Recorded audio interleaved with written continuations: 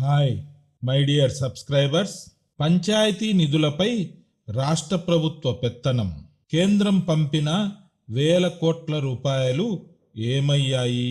గ్రామ పంచాయతీల నిధులను రాష్ట్ర ప్రభుత్వం ఎందుకు తొక్కిపెడుతోంది?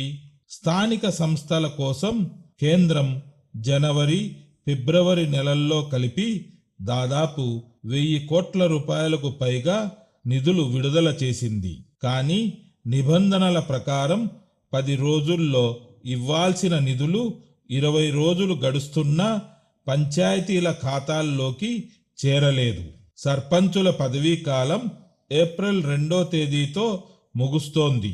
వారు పదవిలో ఉండగానే ఈ నిధులు ఖర్చు చేయకుండా అడ్డుకొని ఆ తర్వాత ప్రత్యేక అధికారుల ద్వారా తమకు నచ్చిన చోట వాడుకోవాలని ప్రభుత్వం ప్లాన్ చేస్తోందని పలు ఆరోపణలు వస్తున్నాయి. గతంలో కూడా 1000 కోట్లకు పైగా నిధులను 2 నెలలు ఆలస్యంగా ఇచ్చారు.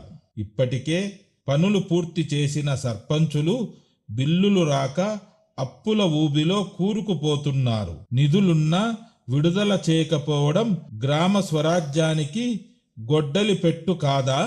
గ్రామ పంచాయతీలకు అందాల్సిన నిధులు వెంటనే విడుదల చేయాలి. దీనిపై మీ అభిప్రాయాన్ని కామెంట్ చేయండి. గ్రామ సర్పంచులకు మద్దతుగా ఈ వీడియోను షేర్ చేయండి. మరిన్ని పొలిటికల్ అప్డేట్స్ కోసం మన ఛానల్ను సబ్స్క్రైబ్ చేసుకోండి.